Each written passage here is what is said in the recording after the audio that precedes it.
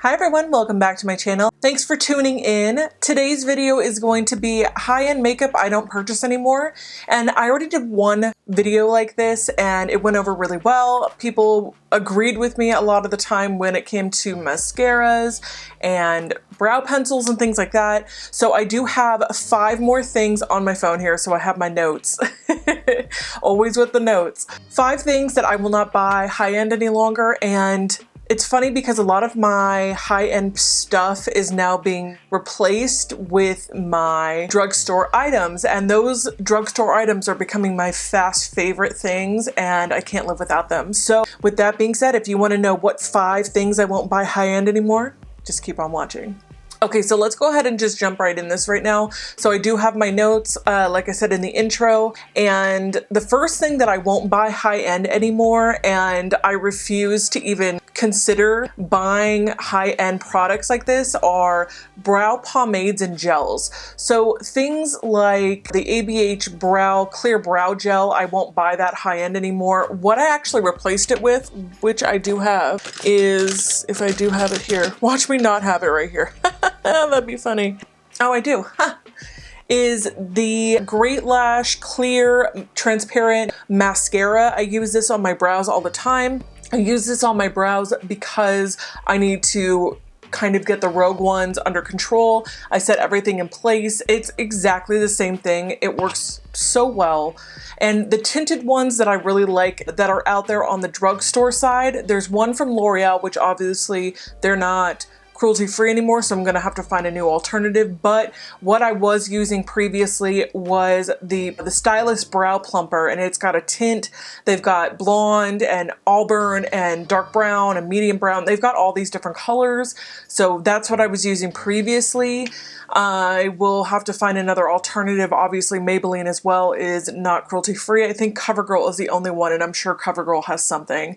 Also, I know Milani has them. I mean, you just can get other products that are so much better or so much cheaper and work exactly the same way. It's really not important to be spending $20 on a brow gel. It's ridiculous. So I refuse to do that anymore. The next thing that I won't buy high-end is primers. Face primers and eyeshadow primers. I just won't do it because Carity has a really great eyeshadow primer base that I use all the time. They sent me with a palette, the Picate palette, and I use that one all the time if I'm not using concealer. Face primers, I use a lot of correctors as well, which will lead us into the next one that I will not purchase any longer. What primers do I have right now that I use? Okay, so a lot of the primers that I have right here, I do have from, let's see here. I have a number 7 face primer. They have like 17 different kinds of these for all issues. They do have color correctors as well.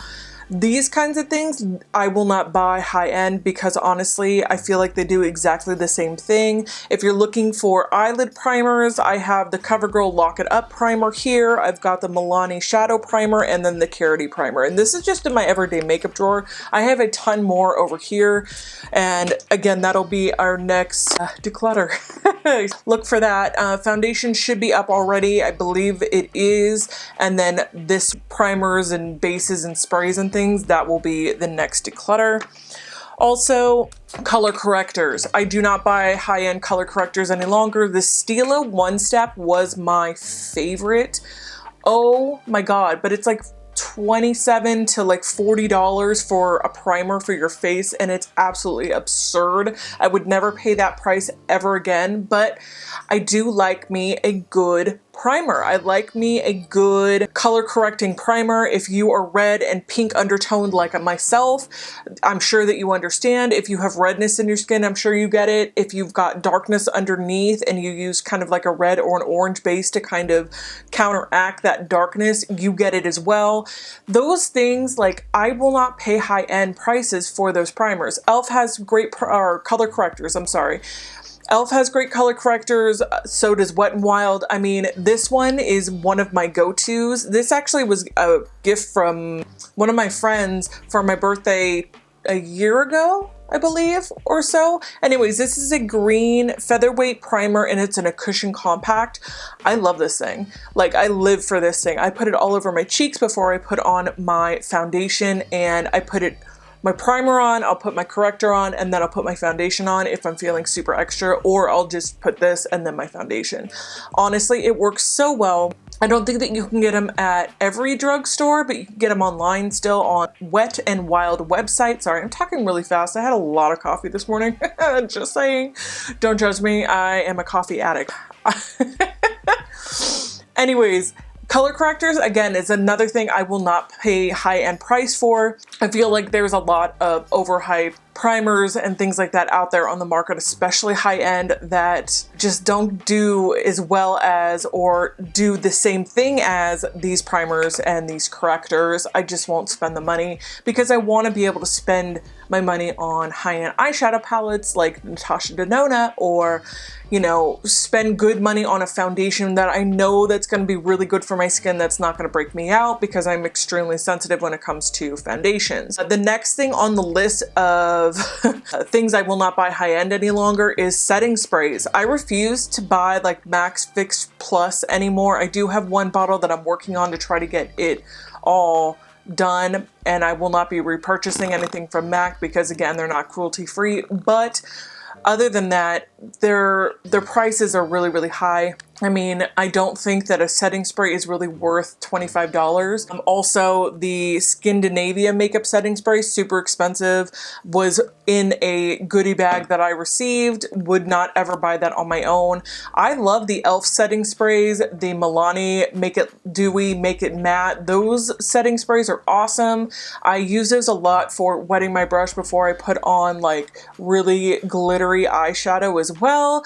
I like those because they come in a smaller thing. They won't expire as fast because you're using a smaller amount of product.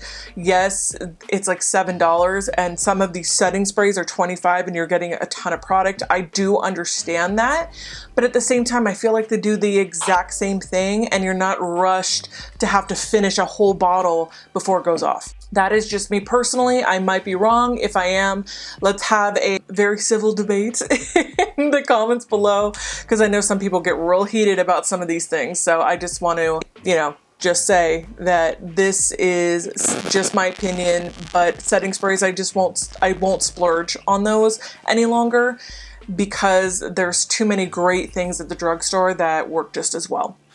So the last thing that I will not be buying from high-end retailers and high-end brands any longer is lip glosses. So Jouer lip glosses, Tarte lip glosses, Kylie lip glosses. I feel like all of those are great examples of really high-end lip glosses that you can buy. But the thing is, there are dupes and things that look almost identical from Hard Candy, e.l.f., Milani, Flower Beauty, and NYX.